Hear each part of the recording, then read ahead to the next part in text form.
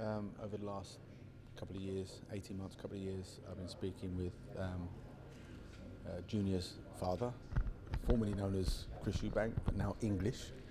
Um, um, I've always known that Junior's got the ingredients to be a great champion. He's got all the energy, so many elements, and as a coach, which is what I am first and foremost, to work with a fighter with those elements is an exciting job. So we spent some time together, did a trial period, and it seemed to work. I get on with Ronnie Davis really well, and so here I am. Is it fair to say you've kind of known about him and seen a lot of him for a long time? You mentioned there that he used to spar with George Groves in your gym, so you've seen him from when he was raw and to what he is now. I think since 2010, 2010 when he first started coming and sparring, and I've seen him evolve, mature, and prove that he can fight.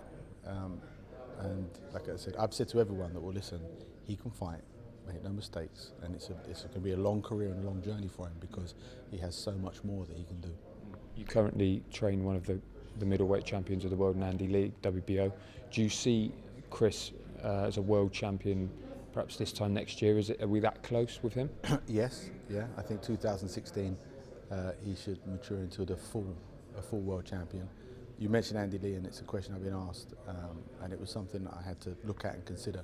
But because I know the career path of Andy Lee and I know the career path of Eubank Jr., now I understand and I'm confident that they don't merge, so I won't have that conflict of interest and that horrible position that a coach could end up in.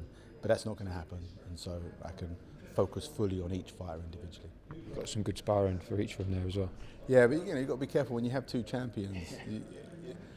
You should shut the curtains and charge people to come in. But if it means that it's beneficial for both of them to work together in the gym, they'll work together.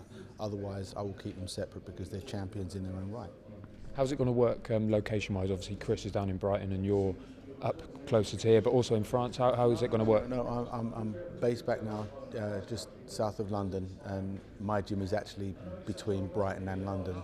So Junior will come to my gym, and sometimes I'll go down to his, but it's only a 30-minute drive, so it's easy. Perfect. And what do you see happening with the belt? He's obviously the current interim WBA champion. As far as you're concerned, will he be defending that, or will you drop it if another opportunity comes along? How do you see it? I think the first thing that we have to wait and see is what the WBA want to do as well, because the belt belongs to the WBA and that title belongs to them. And obviously the interim belts and intercontinentals, they get used and moved around a bit. But that's not the end of his journey. His journey will be as full world champion, and that's what we're working towards. Whether it will be a defence of that, I don't know yet. If it fits for it to be that, then so be it. But otherwise, it doesn't matter. He'll have the right fights at the right time.